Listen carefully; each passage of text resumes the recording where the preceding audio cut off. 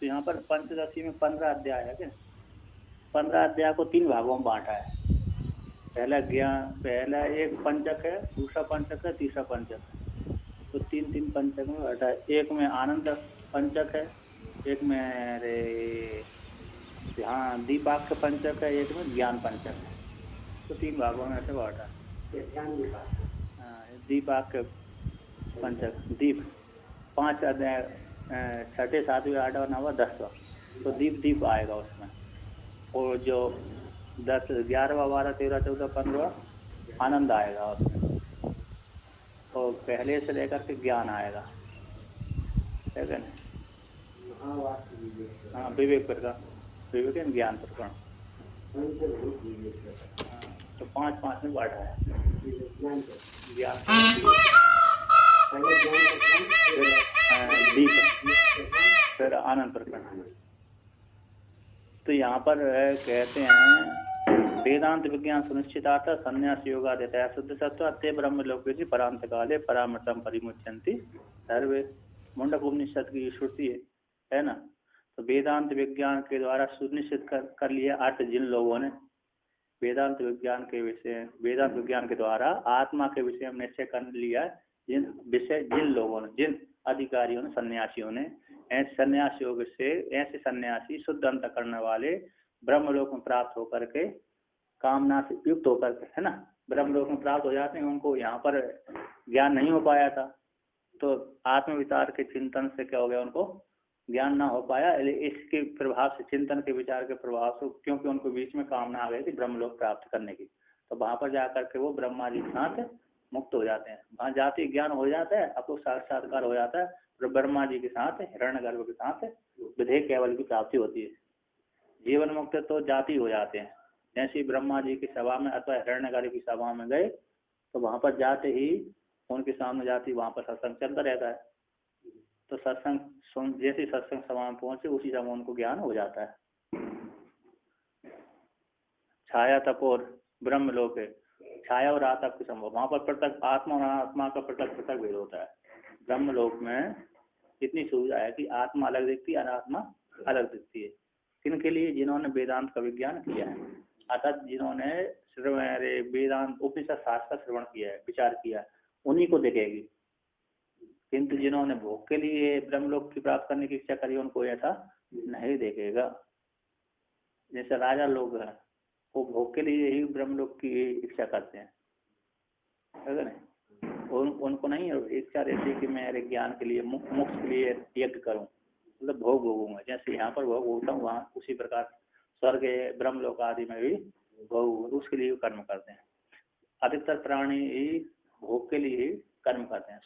स्वर्ग क्यों जाते हैं? तो वहां पर भोग हुए हैं, नंदन वन में घूमेंगे, विहार करेंगे।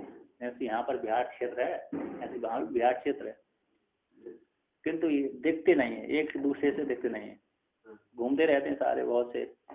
तो सबके सब संकल्प सिद्ध होते हैं, तब मैं उसको ना देखूं, तो ऐसा करके उस आप पास में बैठे रहेगा तो नहीं दिखेगा।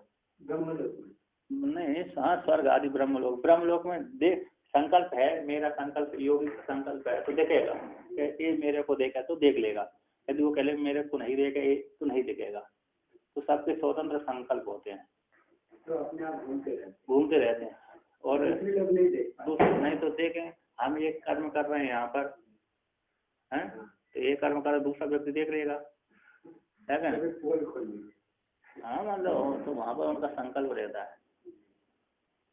जैसे यहाँ पर प्रतिलोक में आप कर्म कर रहे हैं, दूसरा देख सकता है, क्योंकि यहाँ पर ऐसा संकल्प नहीं, दृढ़ संकल्प वाले नहीं है। किंतु वहाँ पर स्वर्ग वाले, जैसे ही हम स्वर्ग में जाएंगे तो सब संकल्प वाले हो जाते हैं। तो हमने संकल्प कर लिया तो हमको नहीं देख पाएगा। हमने संकल्प कर दिया कि हमको ये देखें तो देख लेंगे, दूसरे लोग देखेंगे। मैं सब जैसे योगी आपने देखा, योगी प्रतिलोक में घूमने आते हैं तो दिखते क्यों नहीं? उनका संकल्प होता है कि मैं इनके सामने ना प्रकट हूँ, अगर मैं ना देखूं, ये मेरे को ना देख पाए। हम लोग, हमारे पास में से योगी निकल जाता है, किंतु हम उसको नहीं देख पाते। तो यदि उसका संकल्प हो गया कि मैं इन सबको दिख जाऊं, तो हमारे सामने प्रकट हो जाता है, दिख जाता है, उसका शरीर हम लोगों को दिख जाता है। तो ऐसे है, स्वर्ग लोक में भी ऐसा है। ऐसे ही हाँ, नहीं तो स्वर्ग में जो बड़े बड़े देवता फिर बैठ करके सामने मीटिंग करते हैं, तो उनका संकल्प रहता है, संकल्प हो जाता है, संकल्प करते हैं तो हमारा प्रकट हो जाता है, उनके साथ सारे फिर जाते हैं। इंद्र जो शासन इंद्र जो शासन करता है वो सभा है, तो सभा का महत्तम है। सभा देखो, सत्संग का महत्तम है कि सभी देखने, उनका ये नहीं कि मैं ना देखूं, सत्संग के महत्तम है कि मैं ना देखूं, ये उनको नहीं संकल्प होता। अतः उस सभा में क्या सब देखें, उस सभा में सब देखें, ऐसा संकल्प करके रखा है पहले से, तो सब दिख जाते हैं वहाँ पर।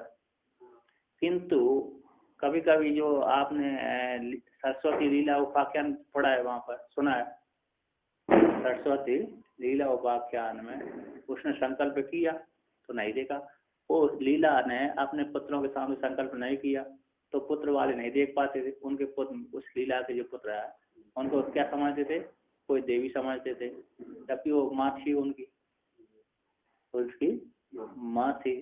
माँ होने के पश्चात भी वो अपनी माँ को नहीं पहचाने, तो देख रही है बड़ी तेजस्वी कोई देवी है। जब तक उन्होंने संकल्प नहीं किया तो मैं, तब तक वो दिखी भी नहीं दोनों, सरस्वती और लीला। जब उन्होंने संकल्प किया तो दोनों दिखने लगे, जो दोनों दिखने लगे तो उन्होंने जब देखा कि ये तो बड़ी तेजस्वी कोई देवी है स्वयं की, तो उन्होंने ये नहीं देखा कि माँ है, क्योंकि माँ तो मर गई थी, है ना, चली गई थी, बहुत काल हो गया। उसके बाद पति के पास में भी गई लीला, तो उसने भी नहीं पहचाना। तो इस प्रकार से उनका संकल्प हुआ, जो संकल्प होता था तब देखते थे। तो इंद्र जो है ना वो सबको शासन करता है ना, वहाँ पे शासन तो उसको दिखेंगे तो नहीं, उस सभा में, उस क्षेत्र में सब देखते हैं, उस क्षेत्र में सब देखने से हमको भोग करना है अलग स्वतंत्र है, तो वहाँ उस क्षेत्र से बाहर है, बाहर क्षेत्र चले जाते हैं, वहाँ पर अपने संकल्प के अनुसार होते हैं। अब वहाँ भी यदि इस इंद्र की सभा में हमको नहीं देखना है, दूसरे के सामने नहीं देखना है, तो हम संकल्प, दृढ़ संकल्प करके जाएंगे तो हम नहीं दिखेंगे, नहीं दिखते ऐसे बड़े। लेकिन इंद्र को पता होगा कि ये एक आदमी, उनको काउंटिंग होगा ना कितने लोग यहाँ पे हैं। नहीं, वो मालूम रहता है देवताओं को कि यहाँ पर ये है, इनकी गद्दी, सबकी गद्दी स्वतंत्र अलग अलग रहती है अधिकारियों की। ये अदृश्य हो गया है, अदृश्य हो गया तो फिर उनको गद्दी पे नहीं मिलता ना, वो तो आकाश में घूमते, स्वर्ग, जो स्वर्ग में जाता है वो आकाश में विचरण करता है, बस बाकी सभा देख करके लौट आएगा क्या कर रहा है क्या नहीं कर रहा है। जैसे हम यहाँ से योगी, अव्वल तो प्राय करके योगी जाते नहीं है, तो जाते भी हैं तो यहीं से बैठे बैठे इंद्र क्या कर रहा है देख लेता है। योगी में वो सामर्थ्य होती है, योगी में सामर्थ्य होती है, तो यार वो यहीं से बैठे बैठे देख लेता है। कभी इच्छा हो उसको मिलने की तो हम इंद्र के पास भी चला जाता है। विक्रमादित्य आ जाता है। हाँ, विक्रमादित्य वो तो पृथ्वी के वास ही थे, चले जाते थे। किंतु योगी में और विक्रमादित्य से ज्यादा शक्ति होती है राजाओं से। जो योग भली योगी राजा योगी है तो उसमें कैसी हो जाती है, जैसे चूड़ाला थी ना, और उसने अष्ट सिद्धि प्राप्त कर लिया था, अष्ट सिद्धियों को, तो अष्ट सिद्धियों प्राप्त कर लिया तो आकाश में उड़ती थी, रूप परिवर्तन कर लेती थी, अदृश्य हो जाती थी, उड़ जाती थी। तो ऐसे ये तो संकल्प सिद्ध रहता है वहाँ। तो यहाँ पर कहते हैं, अब ये वर्णन किया तो कहते हैं जो आत्मा के विषय में बहुत से लोगों को श्रवण करने का भी अवसर नहीं प्राप्त होता, उसके विषय में कहते हैं एवं तत्व विचारे क्रियमाणे प्रतिबंधवसाद अत्र साक्षात्कारो न जायता इति अभिधाय तीव्र पापी नाम तू सोपि विचारो दुर्लभ इति आहा। कहते एवं इस प्रकार से तत्व विचार किए जाने पर भी है, तत्व के विचार किए जाने पर प्रतिबंध वश से, प्रतिबंध के अधीन होकर के अत्र इस अधिकारी वहाँ पर तत्व का विचार कर, विचार किए जाने पर भी साक्षात्कार उस अधिकारी को नहीं हो पाता, आत्मा का साक्षात्कार उसको नहीं होता। इति अभिधाय, ऐसा कह करके तीव्र पापी नाम, किंतु जो तीव्र पापी हैं उनको तो ये विचार की प्राप्ति भी नहीं होती, तीव्र पापियों को तो सब विचार भी दुर्लभ ही है। जैसे यहाँ पर सत्संग चल रहा है, कहाँ पर, यहाँ पर सत्संग चल रहा है इस आश्रम में। अब जो दूसरे शहर के लोग आए हैं, शहर के, वो सत्संग सुनने थोड़ी आए, वो तो मस्ती करने आए। तो उनके वो तो आत्मा के विषय में सुन भी नहीं पाते। यदि सुनने भी गए तो उनको नींद आ जाती है कि नहीं? नींद भी नहीं आए तो उनको दिमाग वहां से इतना खराब हो जाता है कि चल भागने की इच्छा करते हो। अब बहुत से लोगों शहर में बसे हैं, ऐसे लोगों को तो सत्संग भी नहीं प्राप्त होता है कि नहीं? ऐसे लोगों को क्या सत्संग भी प्राप्त नहीं होता। तो कहते हैं तो जो तीव्र पापी हैं उनको तो वो विचार, आत्मा का विचार भी प्राप्त नहीं हो पाता, दुर्लभ है। तो कहते हैं केषांचित् सह विचारोऽपि कर्मणः प्रतिबध्यते श्रवणायापि बहुभिर् यो न लभ्य इति श्रुतेः। तो कहते हैं केषांचित् सा विचारोऽपि कर्मणः प्रतिबद्धते, कर्मों के द्वारा, कर्मों से प्रतिबंधन हो, कर्मों के द्वारा, कर्मों के प्रतिबंधक होने के कारण बहुत से लोगों को वो विचार की उत्पत्ति नहीं हो पाती है ना। कर्मों के द्वारा, कर्मों का प्रतिबंधक हो जाने पर, कर्मों का प्रतिबंधक होने के कारण बहुत से लोगों को तो विचार भी, सब विचार भी, केषांचित विचार भी नहीं हो पाता। कहते हैं केषांचित, कुछ लोगों को तो सब विचार, कर्मों के प्रतिबंधक, कर्म बीच में आ जाने से, कर्मों के कारण तीव्र पापियों को कहते हैं वो विचार भी श्रवणा आपी बहुविर न लभ्य इति। कहते विचार, कर्मों के प्रतिबंधक हो जाने से, उनके अच्छे कर्म न होने से, उनके कर्म अच्छे न होने के कारण श्रवण करने के लिए भी बहुत से लोगों को अवसर ही प्राप्त नहीं होता। अब बहुत से लोगों को तो विचार कर रहे हैं किंतु कर्म बीच में आ गए ऐसे, तो क्या नहीं हो पाता, उनको साक्षात्कार नहीं हो पाता। अब किसी के कर्म इतने खराब रहे, किसी के कर्म इतने खराब रहे कि उस आत्मा के विषय में श्रवण ही नहीं कर पाते। कहते श्रवणायापि बहुविर न लभ्य इति श्रुते। श्रवण करने पर छोड़ जाते। कठोपनिषद की श्रुति है, कठोपनिषद की ये श्रुति कहती है श्रवणायापि, श्रवण करने के लिए बहुत से लोगों को, बहुविर, बहुत से लोगों को तो यो न लभ्य, प्राप्ति नहीं होता। अर्थात आत्मा के विचार, आत्मा के विषय में श्रवण करने के लिए प्राप्ति नहीं होते। मैं आत्मा के विषय में श्रवण करूं, ऐसा तो बहुत से लोगों को अवसर ही प्राप्त नहीं हो पाता। बहुत से लोग तो आत्मा के विषय में श्रवण कर लेते हैं किंतु साक्षात्कार नहीं हो पाता। और बहुत से लोगों को तो आत्मा के विषय में आत्मा के विषय में श्रवण करने के लिए भी अवसर की प्राप्ति नहीं होती, अर्थात मौका नहीं मिल पाता। उनके कर्म इतने खराब हैं कि उनको मिलने का क्या नहीं होता, अवसर ही नहीं मिल पाता। जैसे गांव है, शहर है, तो बहुत से गरीब शहर होते हैं, गरीब गांव होते हैं, तो वहाँ पर कोई महात्मा ही नहीं जाता है। जब महात्मा नहीं गया वहाँ पर, कोई विद्वान नहीं गया, तो वहाँ के जो पब्लिक है, स्त्री पुरुष आदि है, उनको श्रवण करने का मौका ही नहीं मिलता। श्रवण करने का चांस ही नहीं है। श्रवण ही नहीं कर पाते। श्रवण करने के लिए उनको प्राप्ति नहीं होती कि मैं श्रवण करूं। उस आत्मा के विषय में उनको श्रवण करने की भी क्या होता है, प्राप्त नहीं हो पाता। श्रवण करने के लिए भी, खाना खाने के लिए भोजन नहीं मिलता, खाना खाने के लिए भी भोजन नहीं मिलता। उस आत्मा के श्रवण करने के लिए भी है, फिर भी मतलब मिलता ही नहीं। श्रवण करने के लिए कोई वक्ता ही नहीं पहुंच पाता उनके सामने, है कि नहीं। तो बहुत से लोगों के द्वारा तो श्रवण करने के लिए आत्मा के विषय में श्रवण करने के लिए भी बहुत से लोगों को यो आत्मा न लभ्य, श्रवण करने का भी अवसर नहीं प्राप्त होता।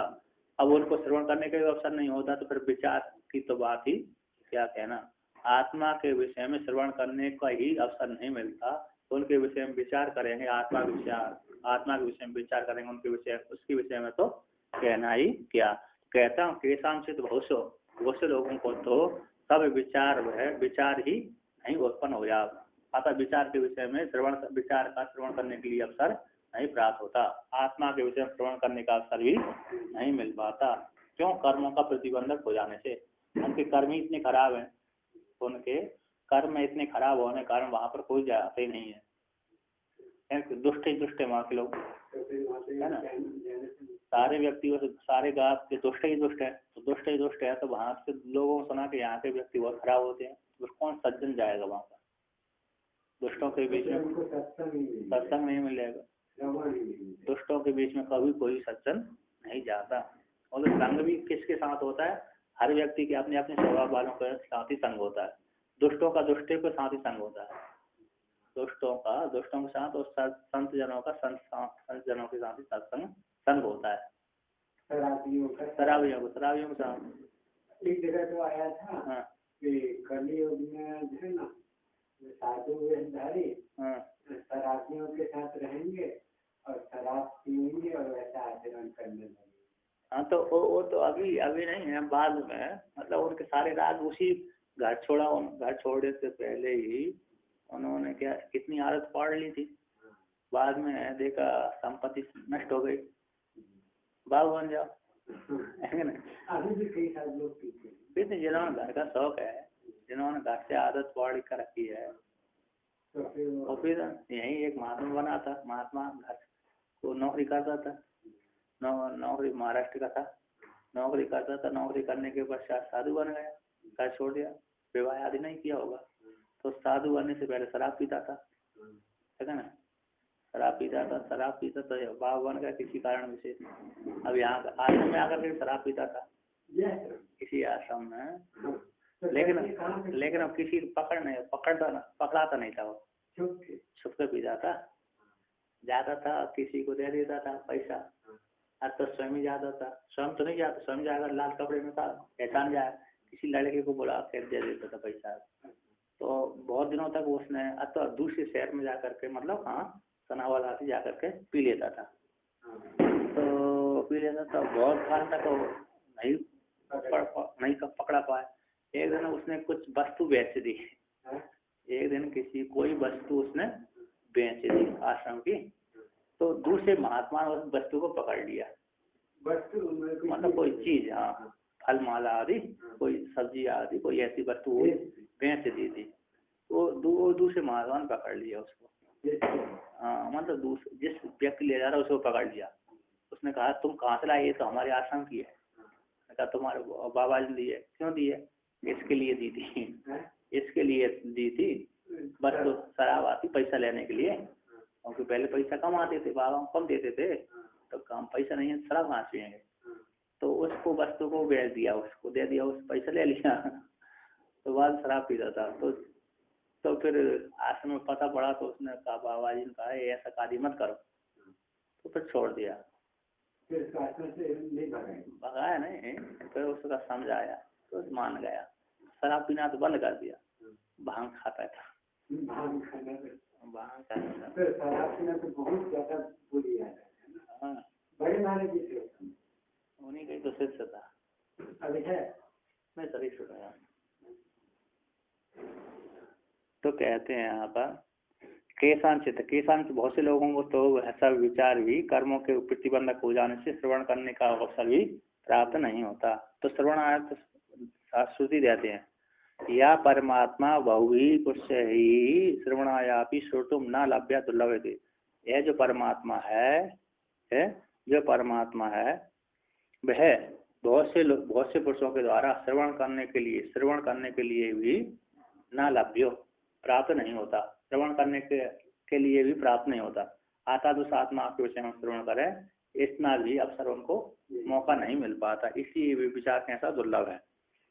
कहते हैं एतावता सती प्रतिबंधे तत्व साक्षात्कार तत्साधन भूतो विचारश्च न संभवति इति अविधाय इदानीं विचार असमर्थन पुरुषार्थीना किम कर्तव्यम इति अपेक्षायां विचार अक्षम मर्त्यश्च तच्छ्रुत्वा उपास्ते गुरो इति यत् प्राक् प्रतिज्ञातम तद उपपादयति। कहते एतावता इतने मात्र से हैं, इस प्रकार से एतावत इन लोगों के द्वारा इतने मात्र से सती प्रतिबंध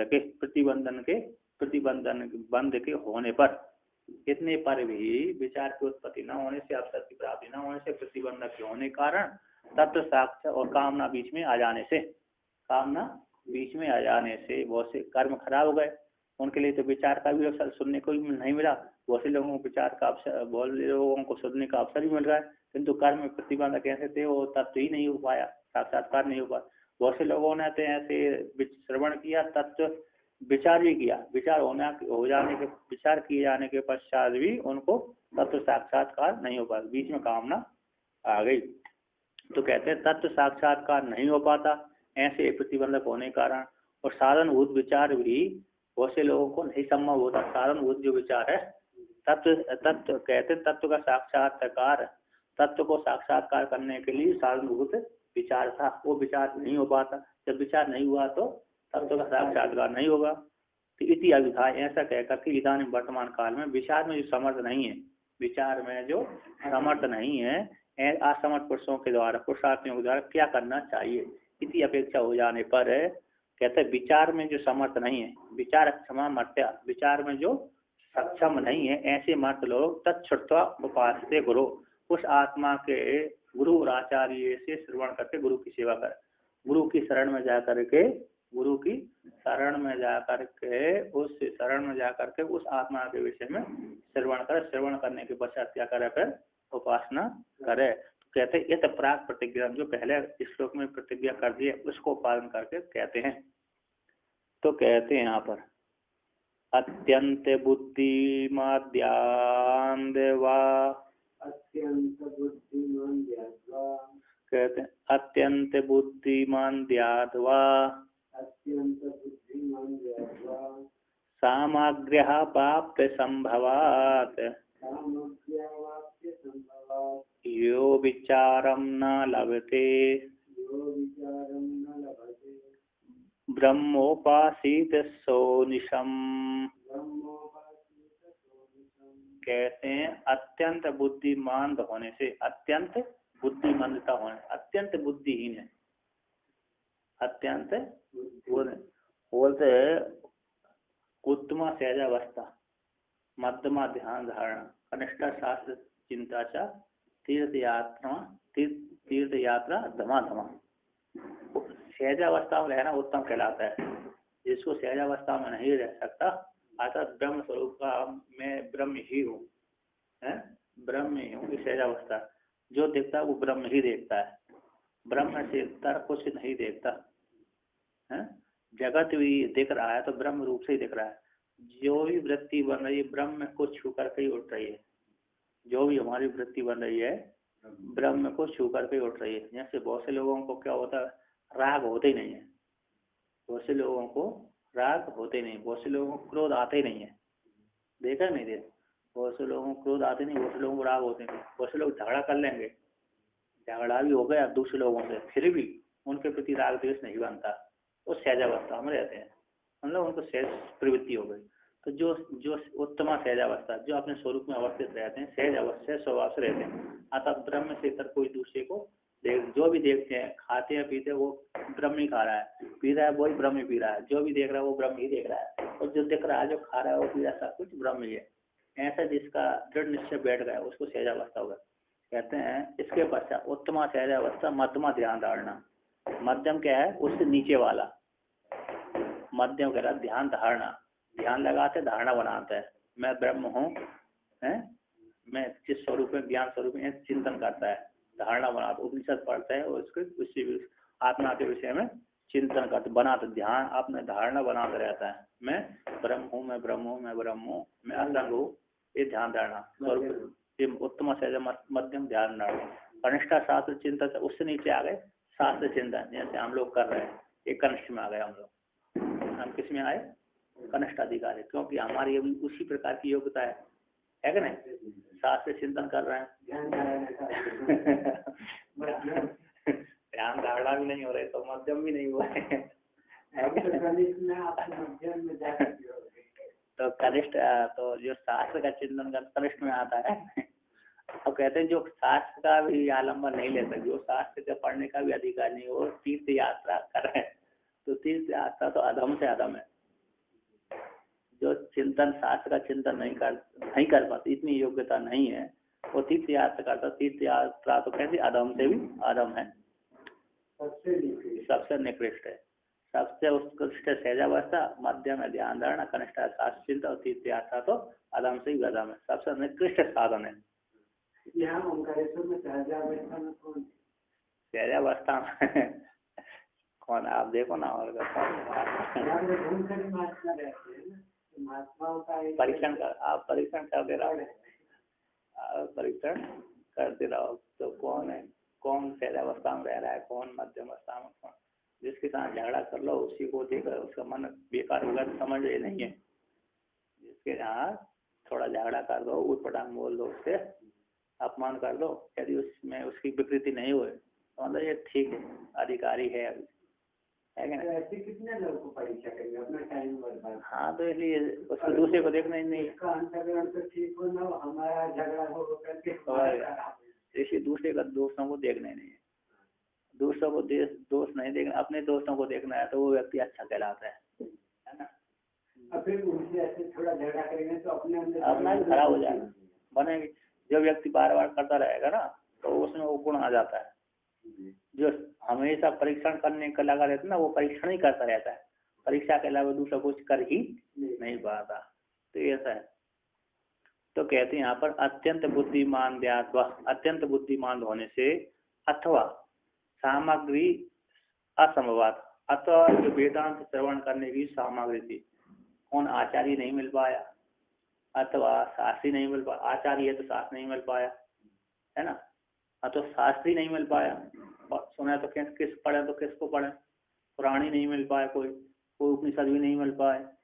अच्छा, उपनिषद मिल भी गए, सारे संस्कृत में रहते थे, वो पढ़ाने वाला नहीं मिला। जब पढ़ाने वाला नहीं मिला तो उसको ज्ञान कैसे होगा, है कि नहीं। हम हिंदी जानते हैं अकेले, और सारे उपनिषद किस में है, संस्कृत में है। अब संस्कृत में है तो संस्कृत पढ़ाने वाला नहीं मिला, नहीं है, तो फिर भी ग्रंथ होने के पश्चात भी पर ज्ञान नहीं हो पाता।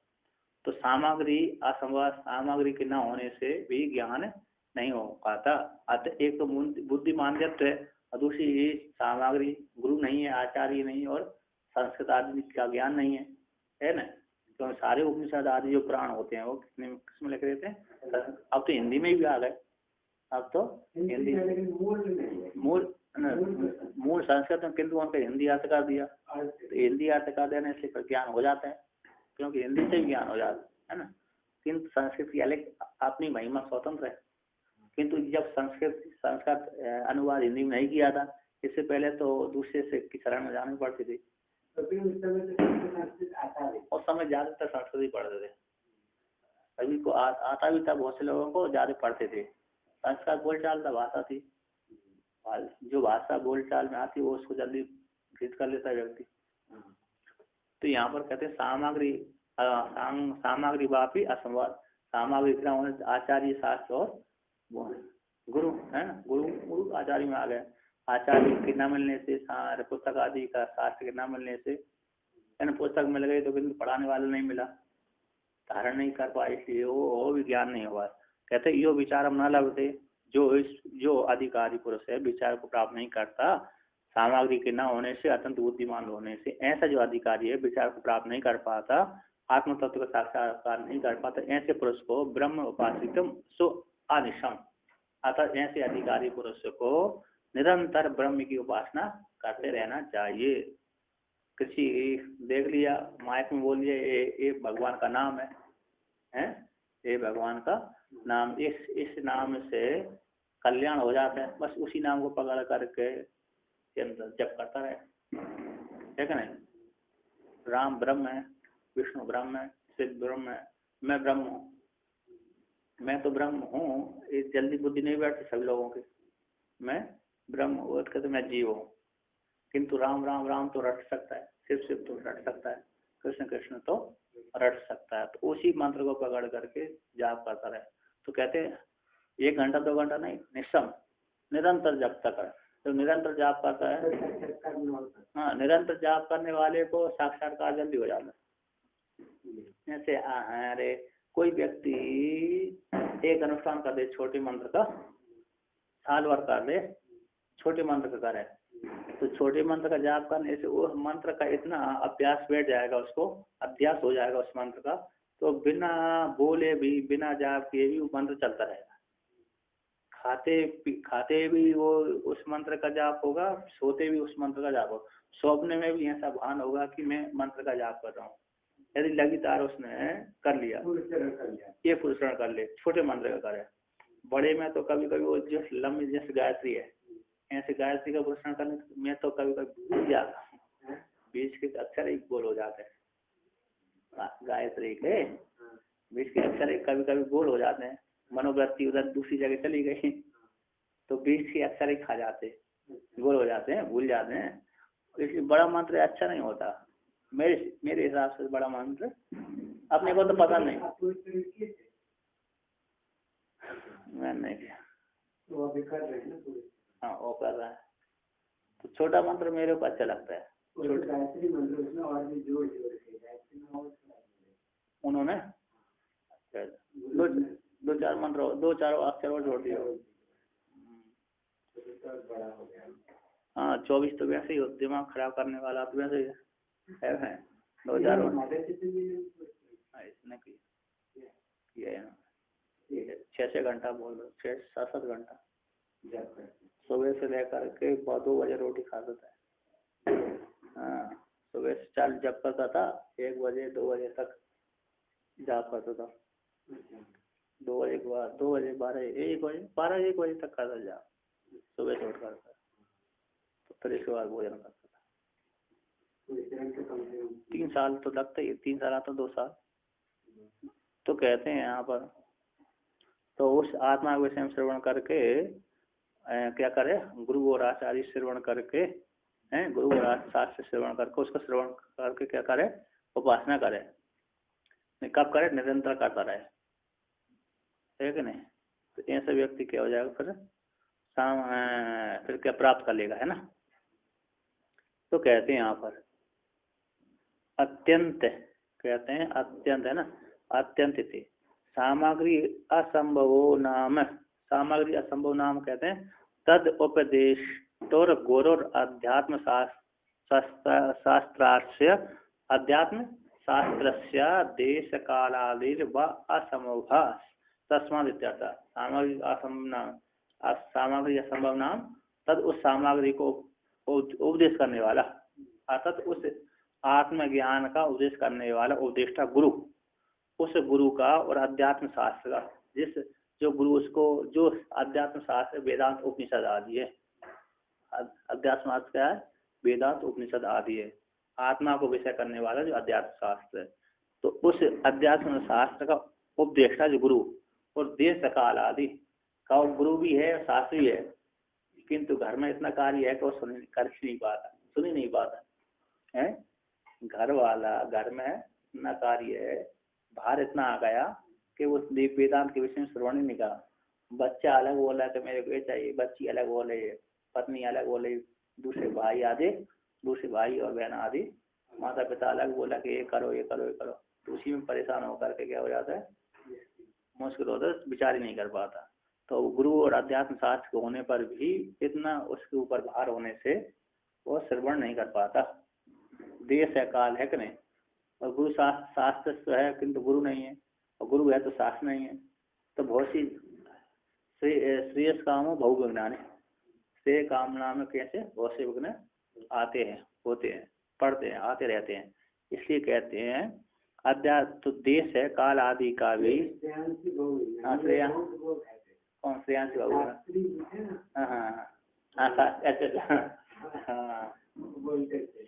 विज्ञान है, है तो सही बात है। जपी भी व्याकरण नहीं पड़ेगा, गपी भी नहीं पढ़ पाएगा। जपी यदि व्याकरण पढ़ेगा जप ही छूट जाएगा सर, और गप्पा वाला व्याकरण पढ़ेगा तो गप्पा बंद हो जाएगा सर। गपी जपी तपी, तपस्या वाला भी नहीं पढ़ पाता, नहीं हाँ तपी भी नहीं पढ़ पाता। तप करेगा तो लघु नहीं पढ़, लघु पढ़ेगा तो तप छूट जाएगा, तप करेगा तो व्याकरण नहीं पढ़ पाएगा, तब व्याकरण पढ़ने लगा तो उसका तप ही चला जाएगा। और जब करने वाला का भी क्या होगा, व्याकरण पढ़ेगा तो जब छूट जाएगा, जब नहीं छोड़ेगा तो व्याकरण नहीं पढ़ पाएगा। और गप्पा वाला तो फिर मुश्किल ही है। तो अभी नेपाल चलेगा, नहीं लगता है। लगता है। हाँ कौन? मेरे पास नंबर है, देते गए थे। अभी आए थे काशी में, तो देख गए। काशी में? हाँ बोला है आ जाना। नेपाल? नेपाल हाँ। अच्छा उनसे कभी बात करेंगे कल। ठीक है। आज तो रात हो गया। दिन को काम। तो कहते हैं तद उपदेष्टा गुरु अध्यात्म देश काल आदि का संभव न होने से इसी हेतु से क्या करे, उस आत्मा गुरु के पास शरण में जा करके उस आत्मा को श्रवण करके फिर उसकी उपासना करे। एक घंटा में चला जाए गुरु के पास, आज किसी आश्रम में चला जाए, थोड़ा उपदेश सुन ले, उपदेश सुन करके मंत्र का जाप ले ले, मंत्र ले ले, गुरु दीक्षा ले ले, मंत्र ले ले, सुन ले, तो फिर उसी का घर में आकर के चिंतन कर। और किसी आश्रम में रहता तो वहाँ तो सुविधा ही है। अब आश्रम में भी सुविधा नहीं होती, कभी कभी होती, कभी कभी नहीं होती। मन की वृत्ति है व्यक्ति की, है कि नहीं। बहुत से लोगों को तो समुदाय में रह करके मन लगता है, बहुत से लोग समुदाय में रह करके मन नहीं लगता। दोनों प्रकार है। जैसे वैष्णवों को अकेले में अच्छे ही नहीं लगता, उनको गदर ही चाहिए। वैष्णवों को तो समूह में रहते हैं ना, जहाँ भी आसन लगाए संत निवास में लगाएंगे समूह में, है ना। उनको अकेले में उनका इच्छा नहीं होती, जब भी गए हमको संत निवास कहाँ है ना। समूह जैसे गौशाला है कि नहीं, उसी में गौशाला जैसे ऐसे एक साथ रहते हैं, ऐसी वो रहने की इच्छा करते हैं। पहले के तो ऐसे ही रहते थे ज्यादातर। अभी हो सकता है सबके पास मोबाइल आ गया हुआ तो मोबाइल चलाने के चक्कर में कमरा की इच्छा करने लगे, है क्या ना। सन्यासी लोग सन्यासी लोग थोड़े चालाक होते हैं, पढ़े लिखे हो गए ना, थोड़े जो पढ़े लिखे हो चालाक होता है, चालाक वो तो कमरे की इच्छा करता है।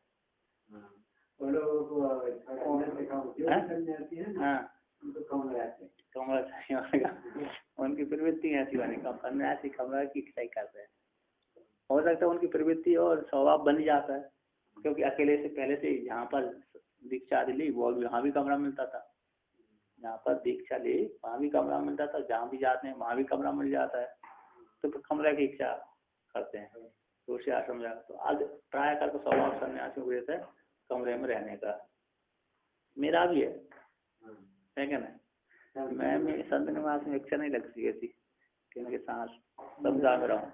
मैं भी तो ज़्यादा संत निवास में कभी नहीं गया, क्योंकि वहाँ कैलाश स्थान में कमरे किए थे, तो वहाँ पे गया उत्तरकाशी, वहाँ भी मेरे को सिंगल कमरा। और फिर हरिद्वार आया, हरिद्वार में भी कमरा। यहाँ भी यहाँ दो हैं, लेकिन अभी कुछ मुश्किल हो रहा है। अभी जो स्वामी जी थे ना, जो सिंगल हाँ बहुत मुश्किल होता है। क्यों? मैं फैन बंद करता था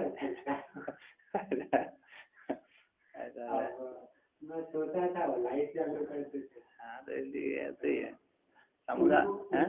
उनको ज्यादा ठंडी लगती है, मेरे को ठंडी ज्यादा लगती है, उनको गर्मी ज्यादा लगती है। अच्छा विपरीत वाले हो गए, विपरीत वाले पर विपरीत फंस गया। हाँ कभी कभी सहन करना पड़ती, कभी कभी नहीं है कि नहीं। इसलिए अकेला रहने, इसलिए व्यक्ति अकेला रहना पसंद करता है ना। हम जैसे रहे वैसे रहे। पंखा गर्मी है तो पंखा चलाएंगे, नहीं है तो नहीं चलाएंगे। मैं भी कभी चलाता हूँ पंखा, मेरा कोई धीरे धीरे करके आचार्य जी ने उनको कुछ बोला। हाँ अच्छा हो सकता है। तो यहाँ के आगे कहते हैं ननु निर्गुण ब्रह्म तत्व से गुण रहितत्वात् तद उपासना न घटते, उपासना न घटता इति आशंक्य उपासना से प्रत्यावृत्ति रूपत्वात् सगुण ब्रह्मणि इव निर्गुणेपि तत्संभवति इति निर्गुणति। तो कहते हैं पूर्व पक्षी यहाँ पर कहते सिद्धांति पूर्व पक्षी बनकर पूछता है ननु निर्गुण ब्रह्म तत्व का गुण रहित होने से, जो निर्गुण ब्रह्म तत्व है ऐसे निर्गुण ब्रह्म तत्व का गुण न हो, वो तो निर्गुण ब्रह्म तत्व कैसा है, गुण से रहित है। तो गुण से रहित होने के कारण उस निर्गुण ब्रह्म तत्व की उपासना नहीं कर सकती, संभव नहीं हो सकती। एक नहीं, उपासना जब भी होगी गुणों को लेकर के होती है। उपासना जब भी होती है तब गुणों को लेकर। इसीलिए तो हम आत्मा को, निर्विशेष आत्मा को लक्षित होती है हमारी, है ना। हम आत्मा का चिंतन करते हैं, वो तो सबल ब्रह्म की चिंतन करते हैं। हम आत्मा का ध्यान लगाते हैं, चिंतन करते हैं, वो गुणों को लेकर चिंतन होता है हमारा। तो कहाँ तक जाता है? अंतर्यामी तक ही चिंतन जाता है। सब्जी की गति कहाँ तक है? अंतर्यामी तक। इसके पश्चात तो लक्षित होता है। निर्गुण परमात्मा तो लक्षित होता है। अंतर्यामी कब बात कर देते हैं हम? जैसे हमने हमारा भोजन, भूख की निवृत्ति के लिए हमने सब गले तक ही भोजन ले गए, गले से नीचे उतार दिया, तो नीचे उतार दिया, फिर हमारे को पचाने की जरूरत नहीं रहती। अपने आप वहाँ से भूख की निवृत्ति करने के नीचे ले जाने की जरूरत नहीं रहती, अन्य क्रिया करने की जरूरत नहीं रहती। जैसे भोजन हमारे पेट में गया, अपने आप भूख की निवृत्ति हो जाती है। उसी प्रकार हमने अंतर्यामी तक क्या प्रयत्न किया, इसके पश्चात अंतर्यामी इसके हो जाता है, लक्षित हो जाता है। निर्विशेष निर्गुण परमात्मा लक्षित हो जाता है, क्योंकि गुणों से निर्गुण है, गुणों से रहते, अवयव से रहते, तो चिन्ह मात्र है। तो कहते हैं तो जो गुण से रहित होने के कारण उस निर्गुण परमात्मा की उपासना संभव नहीं है। इति आशंका को लेकर कहते हैं उपासना प्रत्यय आवृत्ति रूप है। उपासना क्या है? प्रत्यय की आवृत्ति रूप है।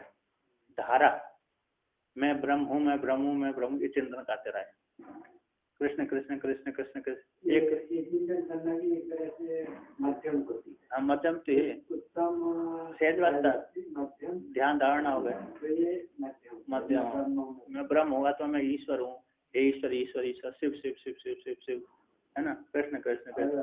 हम के साथ जो हम मैं ब्रह्म हूँ, मैं ब्रह्म, उपासना है, उपासना ही है यहाँ पर। मैं ब्रह्म हूँ प्रत्येक की आवृत्ति रूप है क्या नहीं? मैं ब्रह्म हूँ, मैं ब्रह्म हूँ, ये उपासना ही बन रही है। तो क्या, तो यहाँ पर ये मध्यम कोटि में ही आएगा, क्योंकि उत्तम कोटि तो ज्ञान तत्व का विचार चिंतन किया और ब्रह्म में ब्रह्म हूँ इस प्रकार से चिंतन करती ही उसको निर्विशेष ज्ञान की प्राप्ति हो गई। अर्थात समाधि लगी, समाधि के माध्यम से तो नहीं भी लगी समाधि, तो उसका केंद्रित हो गया, निर्गुण परमात्मा में केंद्रित हो गया। तो निर्गुण परमात्मा में केंद्रित हो गया तो फिर उसको कुछ करने की जरूरत नहीं रहेगी। तो कहते हैं यहाँ पर तो उपासना का प्रत्यय आवृत्ति रूपत्व। उपासना कैसी है? प्रत्यय की आवृत्ति, एक धारा प्रवाह है। जैसे तेल की धारा लगा दी ना, तेल ऊपर से छोड़ दिया, जैसे तेल हम छोड़ते ना, तो तेल जब छोड़ते हैं तो उसमें दूध लान नहीं टूटती, उसमें लान नहीं टूटती, एक प्रवाह चलता रहता है, धारा चलती रहती है। जैसे डैम से छोड़ा गया पानी एक प्रवाह में बहता रहता है कि नहीं? उसी प्रकार हम उपासना करें तो उपासना कैसा? वृत्ति का प्रवाह है। तो उपासना का प्रत्यय आवृत्ति रूपत्वात्, उपासना कैसे? प्रत्यय की आवृत्ति रूप वाली होने से सगुण ब्रह्म के साथ, जैसे सगुण ब्रह्म की उपासना होती है, जैसे सगुण ब्रह्म की उपासना होती है, राम राम जपना होता है, शिव शिव जपना होता है, शिव शिव शिव शिव शिव, ओम नमः शिवाय ओम नमः शिवाय, ये सगुण ब्रह्म हो गया है। उस शिव के लिए नमस्कार, उस शिव के लिए नमस्कार, उस शिव के लिए नमस्कार है। उस शिव ऐसा नमस्कार करते करते ही वो ज्ञान को प्राप्त हो जाता है, क्योंकि उसमें बुद्धि योग आ जाता है। दरा में बुद्धि योग, भगवान का आप भजन करेंगे तो भगवान क्या दे देंगे आपको? बुद्धि योग दे देंगे, ज्ञान योग दे देंगे। ज्ञान योग होते ही दे देंगे, दे दिया तो उनका हो जाएगा, हमको ज्ञान हो गया। तो यहाँ पर उपासना का केवल उपासना प्रत्येक आवृत्ति वाली होने से सगुण, जैसे सगुण ब्रह्म की उपासना की जाती है, पूजा पाठ आदि किया जाता है, उसी प्रकार निर्गुण परमात्मा में भी वो उपासना संभव हो सकती है, हो जाती है। ऐसे सगुण ब्रह्म में उपासना होती है, प्रत्येक आवृत्ति होती है, उसी प्रकार निर्गुण परमात्मा भी उपासना हो जाती है।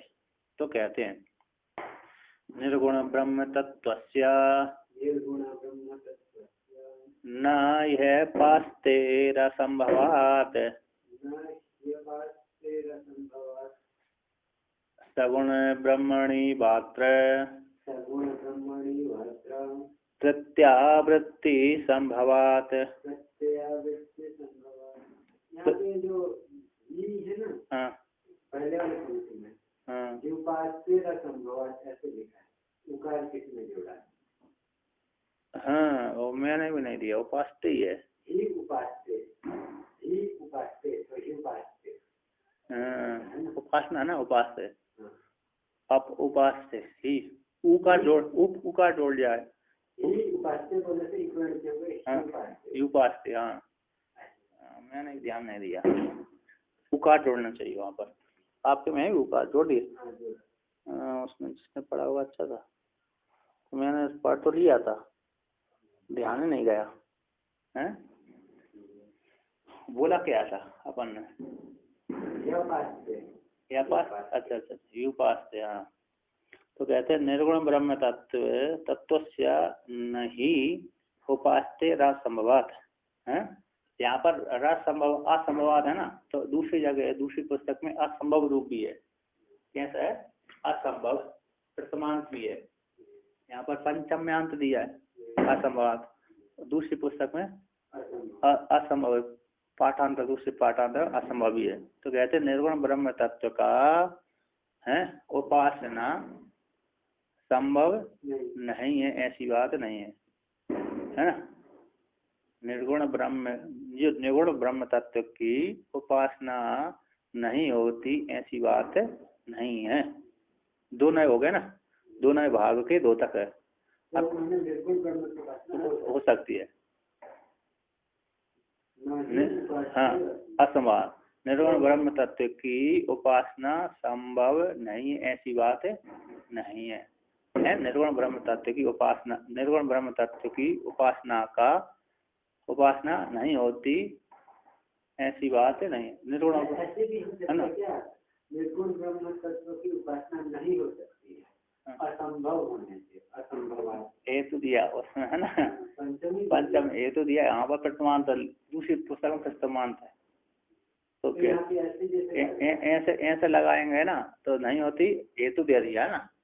किंतु वहां नीचे की पंक्ति आ रही है कि सगुण ब्रह्मणि ईव अत्र प्रत्यावृत्ति संभवात।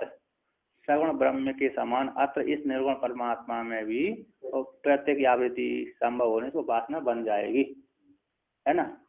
जैसे सगुण ब्रह्म की उपासना होती है उसी के समान निर्गुण परमात्मा की समान उपासना संभव हो जाएगी, है क्या नहीं। तो यहाँ प्रथमांत, दूसरी पुस्तक में प्रथमांत दिया था। तो यहाँ पर कहते हैं तो हिंदी अर्थ वाले है, मतलब यही है, हिंदी अर्थ में भी है प्रथमांत दिया था। तो यहाँ पर कहते हैं मतलब ये क्या है, निर्गुण ब्रह्म तत्व की उपासना संभव नहीं ऐसी बात नहीं है। अतः निर्गुण ब्रह्म तत्व की उपासना संभव हो जाती है ना। निर्गुण ब्रह्म तत्व की उपासना संभव नहीं है ऐसी बात नहीं है, अतः उपासना हो जाती है, संभव। निर्गुण ब्रह्म तत्व की उपासना संभव है।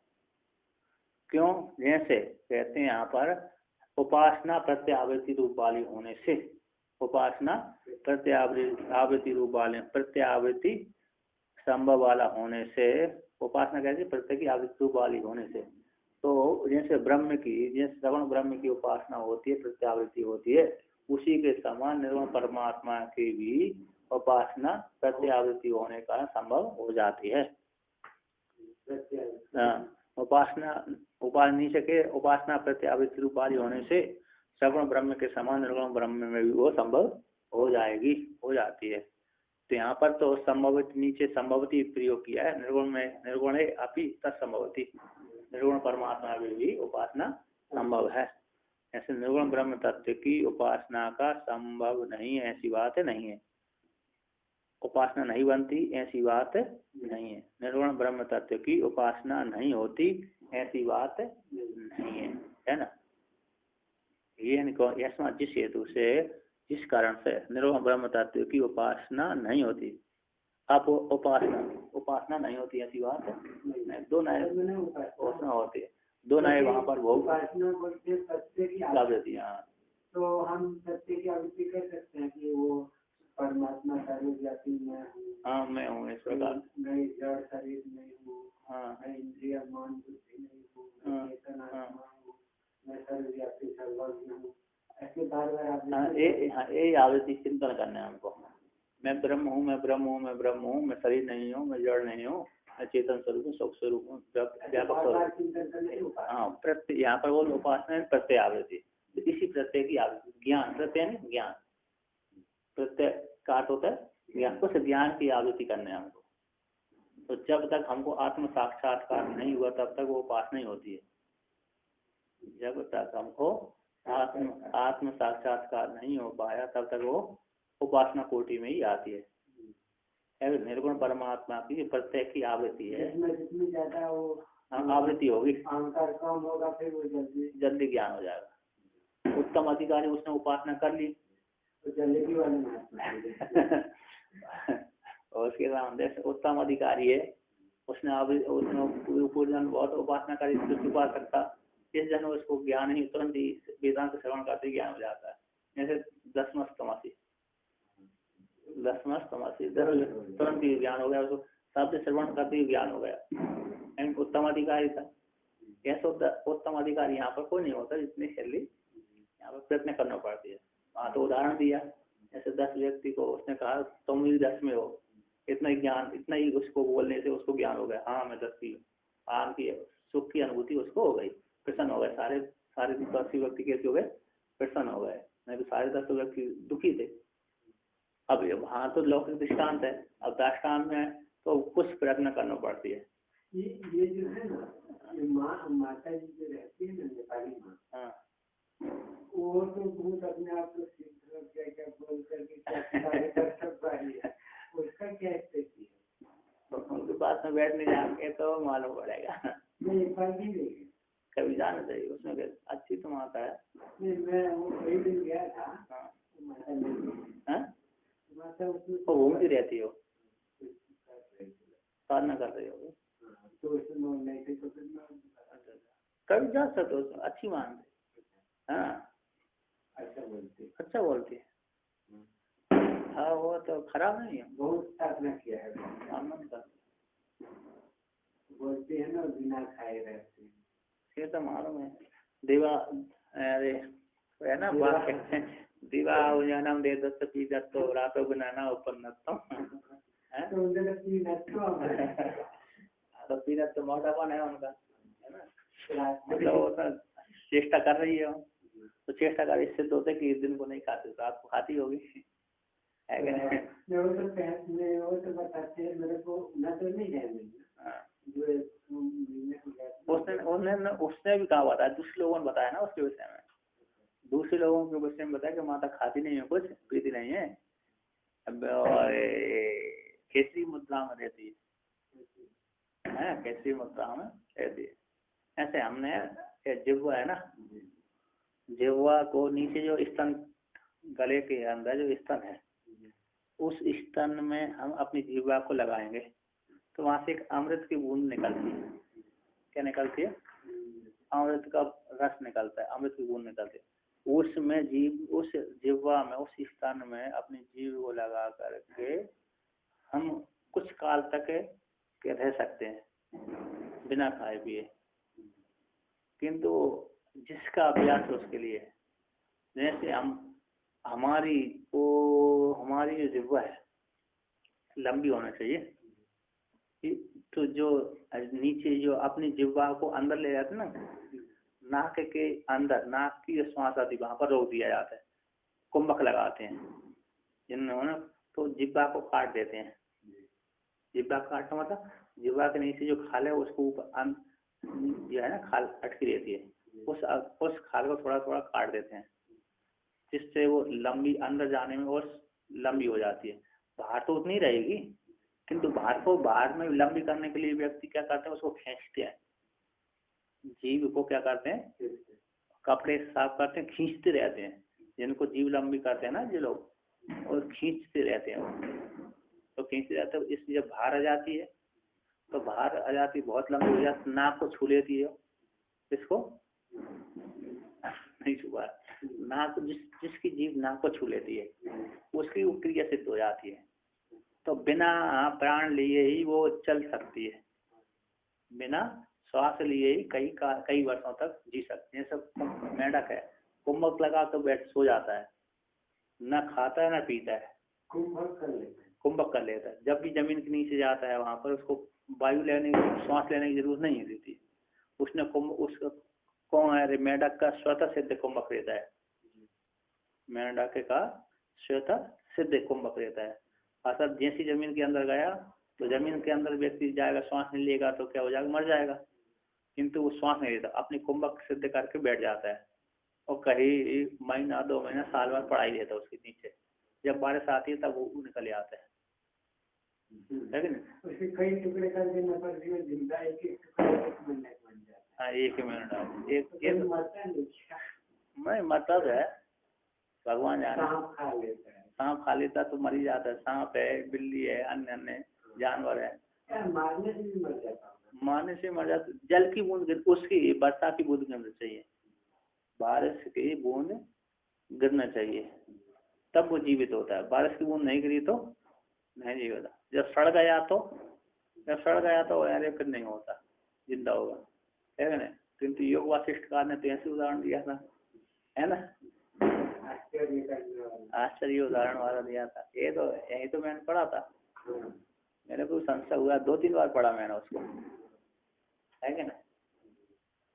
बैठ तो गया, लेकिन आप क्या करें। कोई नहीं, उनको जीने दीजिए। नहीं और तो हाँ, तो ये कुंभ, एक लड़की की मैंने देखा, लड़की की टीवी पे देखे थे, लड़की की देखी या तो लड़का करेगा, और अपनी जीभ को इतनी लंबी कर देता, कान से छुड़ा देता था। किससे? कान से, नाक से, आँख से, दोनों कानों से छुड़ा देता था। कितनी लंबी उसकी थी जीभ, लेकिन जीभ इतनी लंबी हो जाने को उसकी जो कुंभक सिद्ध जल्दी हो जाता, किंतु उसकी उसमें प्रवृत्ति नहीं है, तो बस उसने नाटक दिखाने के लिए, अपना नाम कमाने के लिए वो जीभ को लंबी बनाया। भगवान की ध्यान रही उसकी, है ना? किंतु उसने उसका जो सारना के पक्ष में होती तो उसको बहुत फायदा होता। सारना के पक्ष में यदि होता तो उसको सीधा ज्ञानत्व। मेरा भी लंबा है ना बहुत सारा। नाक से दोनों दी, नाक से लगना चाहिए। आपकी लंबी तो है, गोल पतली है, ठीक है ना? तो पतली नाक से लगना चाहिए। नाक से लगेगी तो अंदर चले, वहां पर स्तन के नीचे, वहां पर गड्ढे में चले जाएगा। स्तन के नीचे जो गड्ढा आता है, नाक की श्वास न ली जाती है, वो मुख की जो श्वास ली जाती है, तो दोनों के साथ यहाँ पर मिलान होता है। वो जो थोड़ा सा ऐसे निकला होता है, हाँ, जो निकला रहता है वो श्वास, ऊपर की श्वास चलती रहती है। टीवी में देखा मैंने, तो उसमें देखा है, आईडियो में, है ना? हाँ, गले में छोटा झूलता रहता है, वो श्वास और टप टप करता रहता है, तो उसको छूना है। हाँ, उसको छीनेंगे, वहां तक अंदर चली जाएगी ना उसकी, तो जिब्बा के अंदर चली जाएगी, स्तन के अंदर चली जाएगी, तो वहां पर उसको स्तन को छूती रहेगी ना जिसकी जीभ, तो बिना खाए पिए कई काल जीता रहेगा, उसके अंदर उस शक्ति ऊर्जा प्राप्त होती है, और उसके अंदर और ले गया तो कुंभक लग जाएगा। अब कुंभक लगा कर बैठ जाओ, कुंभक लगा करके बैठ जाइए, फिर चिंतन एक व्यक्ति बना लीजिए। कुंभक लगा कर बैठ गए, एक व्यक्ति बन गई, तो व्यक्ति बन, उसी का चिंतन होता रहे, वो ही दिखता रहेगा। अब प्राण नहीं चलते तब क्या होता है, हमको जिसमें हमने वृत्ति बनाई पहली में, कोई वृत्ति बनी रहेगी। 1 घंटा, 2 घंटा, 3 घंटा, 4 घंटा, जब तक हमने वो कुंभक लगाया। अब जिसने 1 घंटा रोक लिया प्राण को, तो उसको तो बहुत कुछ होता है कि नहीं? तो कहते हैं जैसे निर्गुण ब्रह्म तत्व की उपासना नहीं होती, उपासना संभव नहीं, ऐसी बात नहीं है। अर्थात उपासना संभव है। जैसे सगुण ब्रह्म की उपासना होती है, उसी प्रकार सगुण ब्रह्म के समान निर्गुण परमात्मा की उपासना संभव हो जाती है। उपासना कैसे होती है? प्रत्यावृत्ति रूप होने से, है ना? प्रत्यावृत्ति संभव वाली होने से कैसे उपासना उसमें निर्गुण परमात्मा बन जाएगी।